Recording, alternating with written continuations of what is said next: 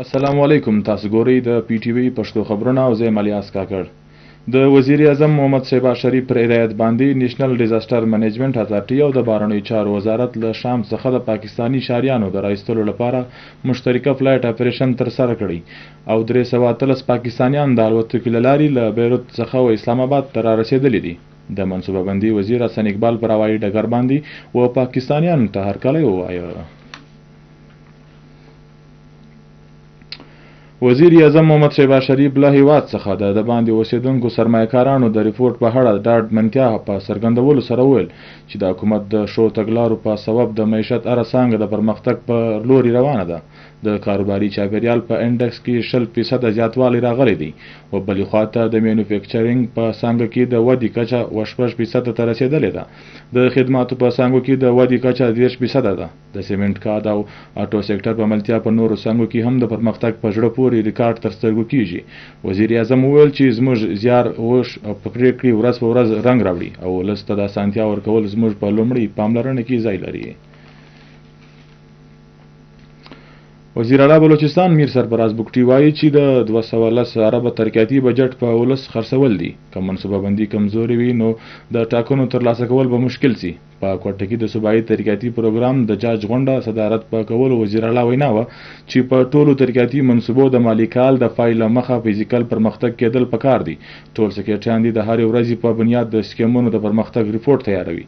وزیر اعلی ته د 50% څخه زیات او د 50% څخه کم خرڅ وي. د ترقیاتي بجټ په هکله معلومات ورکول څو میر سرفراز بگټي تر اوسه د کم ترقیاتي بجټ استعمالونکو محکمو باندې خواشیني څرګندونه په کولو هرې محکمې ته خپل ترقیاتي منصوبه په ټاکلې موده کې د مکملولو حکم ورکړي. وزیر اعلی د 25 سپورټس کمپلیکس د تعمیر د پاره پروجیکټ ډایریکټر د لګولو د منصوبې په 6 میاشتو کې د مکملولو هم هدایت وکړي. د میر سرفراز بگټي وینا وه چې سکرټریان دی په چاتور نه لګوي. د راتلونکي اونۍ دی په هر صورت غیر منظوري شوي سکیمونه د هډه لرونکو فورم څخه منظور کړي او پرمختګ دی د خبرتیا راکړي. په غونډه کې د ترقیاتي منصوبو د منظوري او پنډونو د جاري کولو د معاملو او په نوي او روانو سکیمونو د پرمختګ هم جاج واخیستل سو. د بلوچستان ایجوکیشن ایډومنټ فند لاندې د کلنې سکالرشپ په مد کې 2.7 اربه ورکول کیږي. په صوبه کې د 8 میاشتو په موده کې 25,000 لوستونکو ته میرټ باندې وظیفې ورکول شوې. د وزیر اعلی بلوچستان میر سرفراز بگټي په صدارت کې د بلوچستان ایجوکیشن ایډومنټ فند لاندې د کارګردګي د جاج غونډه په کوټه کې وسوه. په غونډې ته وویل سو چې د سیول شهیدانو د خپلوانو د پاره د سکالرشپ کوټه زیاته کړل شوې ده. په کالجونو او پوهنتونونو کې د تعلیم لاندې 15 ټرانسجنډرز ته هم د پروګرام لاندې وظیفې ورکول کیږي. د کم شمیرو د پاره مخصوص 50 وظیفو د پاره د 20 لوستونکو اندراج شوی دی. په ضلع کې پوزیشن اخیستونکو لوستونکو ته 180 د پاره 130 فارمونه جمع کړل شوي دي. په غونډه کې په بلوچستان ایډومنټ پروګرام کې اصلاحات راټ سایزینګ او په بجټ کې د کمبود په معاملې هم غور وکول شو.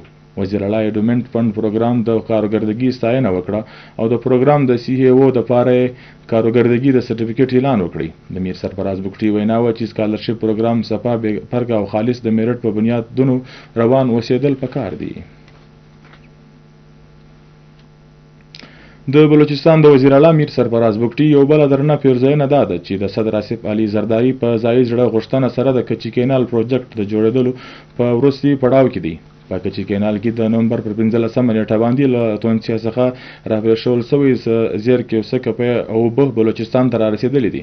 د وفاقي وزیر حسن اقبال د بلوچستان وزیر اعلی او د هوبو خر صوبایي وزیر میر صادق عمرانی په دې پروجیکټ کې خپل پوره پاملرنه ترسره کړه.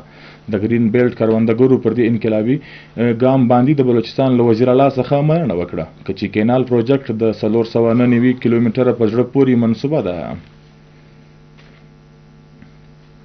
د کمیونیکیشن او ورک صوبایي وزیر میر سلیم احمد کوسه د صوبتپور پر روډ تعمیراتي پروجیکټ دوره وکړه. هلته هغه د پروجیکټ بیلابیلو برخې وکتلې او د کار د مهار جاج یې واخیستی. د رسنیو سره د خبرو پر مهال صوبایي وزیر وویل چې د سړکانو د جوړېدو څخه زرعي اجناس همدستي تر منډیو پورې به رسول اساني وي. د وزیر اعلی پر هدایت د سړکانو د جوړېدو په ملتیا د ټولو ولسي ترقیاتي پروجیکټونو مهار او په وخت بشپړېدو پاملرنه ده. د اف سی نارت لخوا د بارکان په سیمه کې مفت میډیکل کیمپ ترسره سو. په کیمپ کې 1500 ناروغانو مفت کتنه او ټیسټونه وسو او دوايانې ورکول شوې. د کیمپ په انتظاماتو باندې د سیمې خلکو د بلوچستان اف سی مننه وکړه. او اوس له دې سره سم د پښتو خبرونه او پای ته ورسېدل او مشترک کړي. اجازت د لوی الله په امان.